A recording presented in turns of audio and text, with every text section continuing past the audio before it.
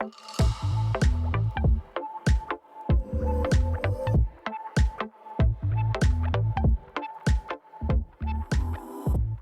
my friend. How are you? I'm so glad that you're here. Welcome to the Mindset Check podcast. I'm your host, Misha McKittrick. This is a podcast where we believe that as you take time for a mindset check, your life changes. Right? We always say when you take time for a mindset check, you have more power than you think you do. And that's because it actually changes your life. And we also believe that through our beliefs, we can create the life we actually want, especially in our marriages. Today, I am sharing a strategy with you that I believe is life-changing, so buckle up. Before we do, I want to remind you about the Mindset Check podcast, its origins, its seasons, and where we're at right now, simply because it's been a little minute since, we've been over it. And if you're new to the Mindset Check podcast, I want to make sure that you know where we've been and where we've arrived. So in season 1, I shared with you a lot about my personal journey, right? I actually read from my journal when I was 15 and pregnant and married, and the way that we navigated through a rocky relationship, lots of low vibration, betrayal, and how to rise above it. We went through grief and how to process it, and I openly talk about the passing of my daughter and lots about forgiveness and figuring out life. And especially in season 1, you know what? In all of the seasons, right? We really do focus on how you have more power than you think you do to live the life that is in front of you. So in season 2, we share the vulnerable side of my current husband's story and how we came to be together after we were once going out in the 6th grade, right? And then him liking me ever since. That's a really fun story. And we actually go over a lot of incredible ways that life works and how to look for ways that you're being led. We talk about navigating relationships when not everything is peaches, and about the challenges of dealing with the tragic loss of one of Jake's family members to suicide. And so we dive deep into that and share from our heart in ways that we think might be helpful for you. So that's in season 2. And then in season 3, we are focusing on anything and everything that affects our internal state and the power that we have to create and alter that state, and how that allows us to live a life of joy and expansion on the life outside of us. I share on a heart level as we talk about frequencies and vibrations and thoughts and emotions that you can check into to help propel you forward in creating your life. And we have educational and motivational mindset checks. Sometimes we have guest episodes and Hey Mish episodes where you are reaching out and sharing some things with me and then I respond. And all of those episodes are designed to encourage, uplift, and alter the course of your life. So if you're new to the Mindset Check podcast, we're so glad that you're here, and we hope that you truly find that you have more power than you think you do in every single episode. All right, before we jump into the episode itself, I want to talk to you about something that I've been doing lately. So I got this thing called a rebounder from Jump Sport, okay? It's one of those little mini trampolines, and I honestly just want to share with you how much I love it because it feels so energizing. There's workouts, all different kinds of workouts that you can do that you have access to through, their library, which is so cool. And there's tons of benefits that you get that I could spell out for you. But I just want to share with you my very favorite. My very favorite is actually bouncing on this rebounder as my family is just talking to me. It is like so energizing. And then you know what? Inevitably, what happens? I'm sitting there bouncing and someone's like having a conversation with me, and somebody kicks me off of the rebounder and they get on and bounce on it. And that it's literally in my living room and I just keep it there. I love it. And it's just part of our life. We just incorporate it and it brings us a lot of energy, especially when I'm kind of feeling like a little bit of a lull, or especially like when I'm trying to create something and I need to get the blood flow going. It is such a fantastic tool. So I wanted to share that with you, and I want to make sure that you have access to the link so that you can look for yourself into what the journey of getting your own rebounder would look like. And I will make sure to put a link in the show notes for you to be able to find Jump Sport Fitness where you can get your own. All right, now let's jump into the episode. I want to start out today by telling you about two couples that may have been my friends, they may have been my clients. I'm not going to divulge anything like that, but I want to kind of tell you their story because I see their story being repeated so often in other people that also confide in me. And so I thought it was really important to kind of dig in and see what it is inside of their story that resonates with you as part of your story. And no matter what part of it really hits home and kind of like strikes a chord with you, you'll see by the end of the episode that I'm going to give you a framework to work inside of to help flip this, to help recreate a completely different reality. This information is vital to me. It is life-changing. So stay tuned and let's get into the nitty-gritty, and let's do it quickly because it is summer, for crying out loud. And we have lots of playing to do. All right. So two couples. So one of the husbands I was talking to, and he was sharing some very personal space with me, and he was talking to me about how things were. And he had held things so close to his heart and not shared with anyone because these things are so private. There are things that, break the bank of fidelity, right? And it's information that when it's shared, you wish so badly that you could say, all right, now I want you to look at this other couple. They're going through the same thing. Because to the first one, it would be mind-blowing. Because when you're in it and it feels gross and it feels yucky, it truly feels like you are the only one. And I am here to tell you, I talk to a lot of people. A lot of people confide in me in this very personal heart space of growth and trying to recreate realities. And it is very common that couples are figuring out how to do it. And the saddest part to me is when we're figuring it out on our own and we don't have people to reach out to. All right, so let's get into the nitty-gritty. The one husband was telling me that his wife was infatuated with the idea of her high school sweetheart. And so much so that she started talking openly towards her husband about it. She was finding a lot of dissatisfaction in their marriage, right? As humans, we have a great tendency to focus on where the grass is greener. And when we think the grass is greener somewhere else, we forget to fertilize our grass, right? We forget. And the best thing I've ever seen about the grass being greener is that it's actually the impression of the grass from far away that makes it appear green. And when you get close to it, it actually looks a little more dry than it looked from far away. That was a really cool visual that I have. I'll try to put a link to it in the show notes if you want that.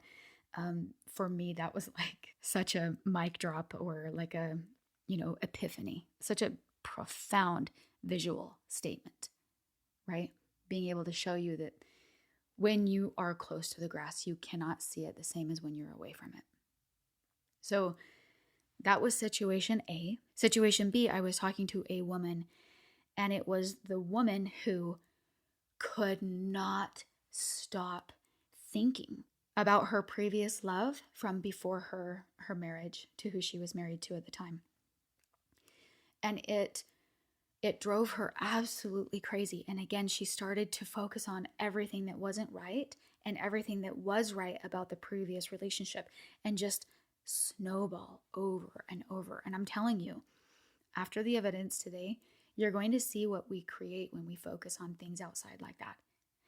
And it's tricky because your brain starts to trick you and say, am I being shown something? Is there something there? Is there, and to me, it comes back to you've made promises. Something I think of often is, you make a promise through sickness and in health. And sometimes that's also mental sickness and mental sickness of our own. Ooh, when we think it's the other person.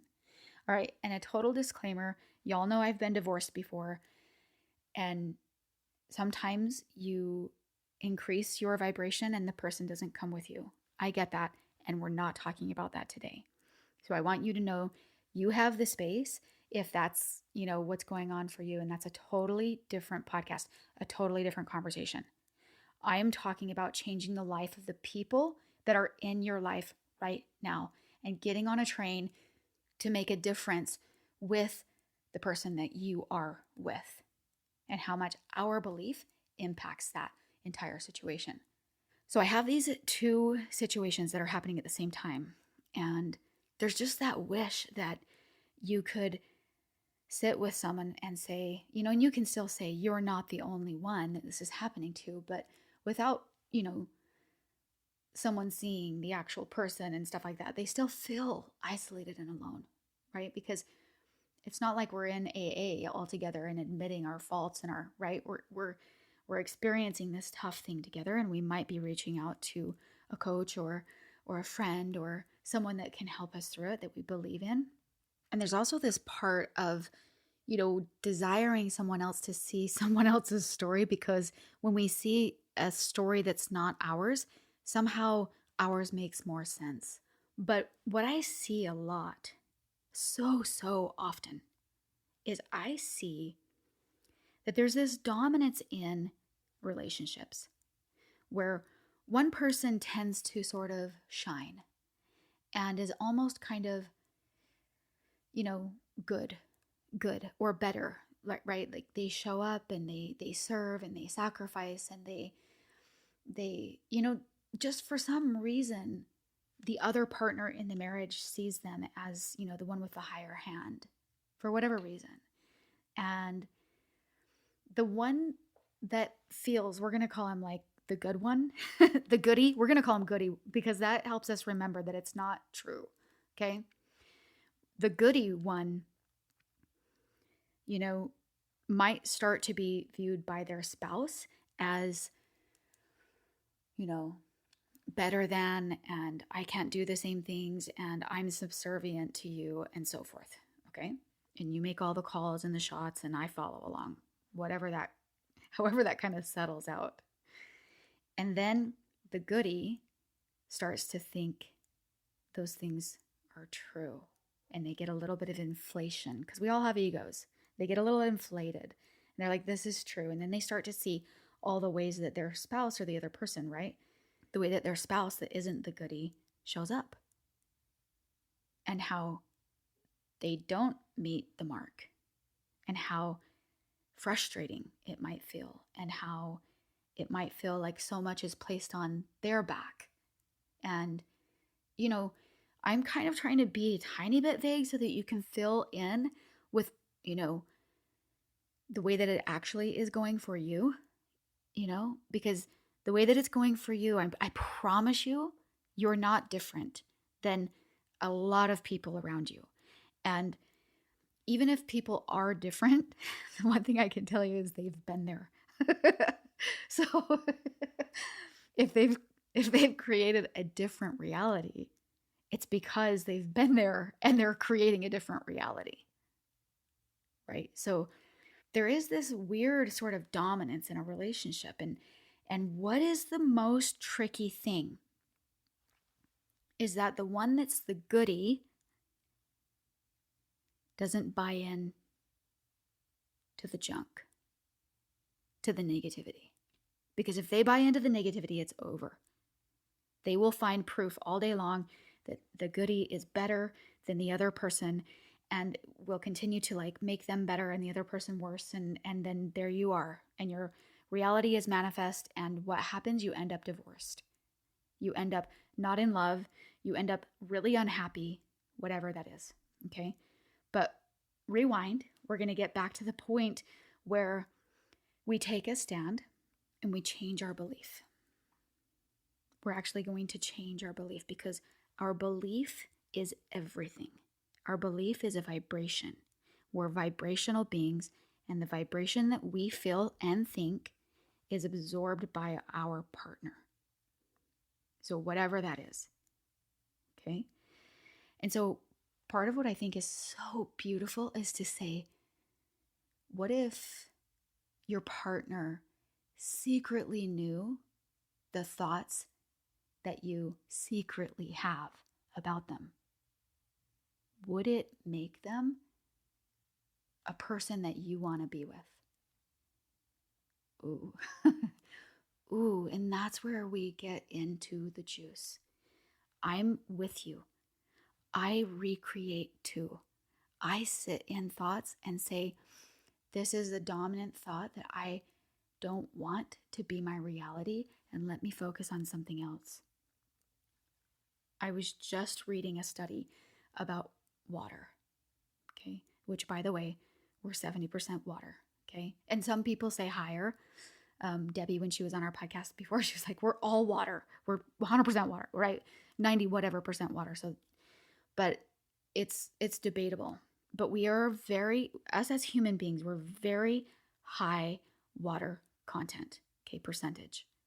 And I learned about this study where all of the participants that were in the study had a microscope and a slide, and they all walked to the center, put an eyedropper in the same collection of water. They put some drops of water on their slide and they observed it under a microscope. And let me tell you the most amazing thing. The most amazing thing is that every single person's water looked different. The shape they saw. Okay, the cells. If you've never seen Dr. Masaru Emoto, my gosh, I'm flipping his name around all over here. Masaru Emoto, I think is his name.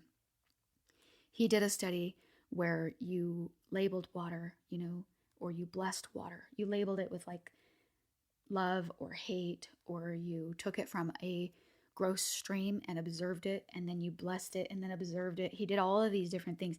And the ones that basically had positivity associated with it looked beautiful, like snowflakes, like wonderful, like this symmetry that they would see in these pictures. And then the ones that were spoken negativity or taken from negative places they looked gross. They just looked disgusting and disorganized, like under the microscope. Okay, so back to the study about water. These people are putting the droplets of water on their slide and they're observing it. And the only time the water looks similar is when the same person went and got another dropper, put it on the slide, and put it back under the microscope. Then it looked similar to the other one before. So they learned in that study that every participant that was in the study, their energy was affecting the water from the time they picked it up in the eyedropper to the time they put it on the slide and observed it. I hope that blows your mind, because it blows my mind. And it helps me to see what we have the potential to do and to create in our life. Right? We learned with the human tuning that sound can structure water. We know that vibration and frequency, we know that all of those things structure water. So there's so much power that we have. So there's a strategy that, again, I believe is life-changing that I want to share with you that I learned from Abraham Hicks. And it is like, it gives my body like the tingles to be able to talk to you about it. So what you do is you take a paper and you draw a big circle in the middle and you write a statement, okay? And this statement is a positive statement that's not currently dominant in your mind, okay? So You could simply write, I like my spouse, right? I like, and then put their name. Okay. Or you could choose any statement that you wish was dominant in your thoughts, but that isn't currently. And then what you do is outside of the circle, you write down all kinds of things that support the dominant thought, right? And these things that you write down, it's helpful if majority of them are true. It's okay if you stretch a little bit and write what the potential might be, okay? What the potential of whatever that is. But it's so great to write all the proof that you really do see. And you start to get momentum and you just write and you write and you write and you write and you write. And then you start to see, wow, there are things that can support this statement to being a dominant thought in my reality. And something called the observer effect is going to change that. Everything that the observer, me, decides to focus on comes to fruition. Ooh, if that's the case, are we truly being deliberate about what we are creating in our life? If that's the case, what are we allowing to turn over in our mind? That's so can be stinging, but it's beautiful if it stings, just so you know, because we have the ability to alter it. We completely have the ability to completely change the trajectory of this. All right, so you write all the positive statements all over the paper. And then there's a couple of things that you have to, a couple of kind of rules, okay? A couple of rules. And some of these are from Abraham. Some of them are just things that I've kind of added to the equation. So first of all, it's important to notice that when you start from something that you need to clean up, in other words, you're taking a dominant thought and you're looking at the opposite of it, right? I don't like my spouse. I do like my spouse. Okay. So notice that there is a feeling of like, I need to clean that up. Like I need to change this, right? And that can get tricky, especially if you dwell on that thought too much. It's really okay to create from there, but just be noticing that we're not sitting in a vibration of there's something for me to fix. Okay. Because what we're doing is we're creating reality. We're not running around fixing. All we have to do is focus on something else, and the problem never is really a problem. Like, you're not really going to even understand that until you choose to just focus on something, and things that seem like a problem just disappear. I'm not kidding you. I've totally seen this in so many things, so many statements that I've written. I have papers like sitting here right in front of me. And I have something written in the middle, and I've created things to be different. And it's phenomenal and so, so fun, because you start to see that you are and can be a very deliberate creator, choosing what you want to be dominant in your life. So another stipulation is you want to be mindful that there's not too much yearning, okay? Because if you want something so badly and you're focusing on the want, then you'll only ever get the want. So focus on as it is so. And I do like to repeat the statement in the middle. I like to sometimes write it out, like as I'm doing like maybe my affirmations, but I just don't do it out of like it has to change. Like just allow it. Just, oh yeah, this is what's happening. This is what we're creating. This is so cool. This is rad. I can be totally like a player here. All right. So the other thing is you want to be mindful that reacting to anything that isn't supportive of the statement that you write is actually what keeps the cycle going. Okay? So getting pissed off at the person that you are trying to recreate a space with, you're going to keep the cycle going. Right? Dwelling on the negative thought over and over and over, and sitting down to write a pretty little piece of paper, you have no hope in creating what's there. So you have to be mindful of anything that's feeding the negative thought that we're walking away from no longer being dominant. Make sense? Okay. So this one little thing is such a beautiful way to focus on a vibration and what you are secretly saying, what you're secretly spreading. Spread love, spreading all of the goodness, right? Because dwelling obsessively on what we do wrong, ourselves or the people around us, is one of the greatest sources of interference for maximizing our potential.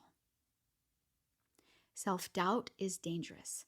Doubt in our partners is dangerous. Doubt in any of our loved ones is dangerous. I promise you, I've seen it in my own life with my own spouse, and what I choose to focus on greatly influences him. And I also know that what he focuses on greatly influences me. It's like I've gotten to a point where I feel like we can read each other's minds because we can feel it so viscerally. And I always say, like with my husband, like one of his great gifts is complimenting me and helping me feel beautiful, right? And there's this story about Johnny Lingo, and I've shared this on the podcast in the past, where Johnny Lingo, if you don't know the story, go look it up because it's so fun. And there's an old video about it, and it's just a beautiful story. This man comes to an island, and this girl who's known to be the most, like the ugliest girl on the island, he wants to marry her, and he pays like the greatest, that's not called a bounty. What is it called? I think a dowry would be what the woman pays, but in this day and age, it was the man who would bring an offering to her father to be able to marry the daughter. And he brings this offering of 10 cows, and all of the neighbors just go, oh, he's paying 10 cows for that ugly woman. Oh. And Johnny Lingo is a merchant, and he marries that woman, and he takes her on his ship, and they go island to island selling things. And the whole time he tells her, "You are so beautiful. You are so," and he just raises her up. And by the time they make it back to her home island, she gets off the boat and no one knows who she is. And that is the power of what we each hold inside of us. I look at pictures of people who've been married like 30 years or longer. Okay. And it is fascinating, like to look at pictures, especially of people you don't know, because, our brain can do things about whatever, this little experiment with people that we know. But people that we don't know, you can look at them and you can see, like, do they look happy? Do they look like they held each other's belief for the other person well throughout their life? Do they look like people who really did support and love and look for the best in each other? Like, great challenge to just allow yourself to ponder pictures and to ponder what the picture of you and your spouse will be in 10 years, 15 years, 30 years. Do you think a stranger would look at your picture and go, dang, that's a couple that really supported each other? And mind you, if your greatest thing is that your spouse doesn't support you, you're just repeating the cycle. That's it. Just reinvent it. Reinvent it. You don't have to tell them about your experiment. Just do the experiment. Change the dominant thought and come into something different. I love this fact about sunflowers. You know sunflowers follow the sun, right? So in the morning, sunflowers face the east and they follow the sun all the way until the sun sets. So in the end of the day, sunflowers are all facing west. Phenomenal. But did you know that when it's cloudy and gray, sunflowers face each other and they share their energy? We learn so much from nature. I hope that you can see that you have more power than you think you do, by creating dominant thoughts and deliberately choosing what you secretly think about the people in your life creates reality. I hope you love this episode. I hope you're walking away with the idea that the reality of your beliefs is so huge. If you love this episode, share it with someone, especially share it with the people that you really love. And also, you can support this podcast by shopping our Amazon link. Okay. So, the way that this works is you use an affiliate link, and then whatever you purchase on Amazon doesn't cost you more. It just gives a little kickback to the podcast, right? So that we can keep the wheels turning over here. So, if you want to support the podcast, it would be so great for you to go to Amazon.com, and instead of just going there like you normally do, go to Amazon.com/shop/my friend Misha. Think of it like we're going shopping together, which that would be so cool, right? I actually think it's been a really long time since I've just gone shopping with someone the way that we used to do. We shop so much online, on Amazon, for crying out loud, right? So anyway, that would be super helpful. It would give such a great kickback to the podcast. It's a great way to support us. Amazon.com/shop/my friend Misha. Okay. And for those who have asked in the past, yes, you do have to go to that link every time you shop. It's not like you can just enter it once and then it, consistently gives a kickback. You have to go to it within 24 hours and then do your shopping and check out. And then that's when it gives a kickback. Okay. So before we leave, I want to just thank you for showing up on this journey and connecting here with the Mindset Check podcast. I want to share with you a quote from Jackie Robinson. He says, "A life is not important except in the impact it has on other lives." And it is so beautiful to me when you truly grasp the impact that you have the capability of having. That is the point where your life pivots. That is the point where you become a deliberate creator and you step up to say, I'm doing this. I'm doing this. I'm making a difference. And I don't care what around me is trying to pull me down. I'm going to do it. Until next time, my friend.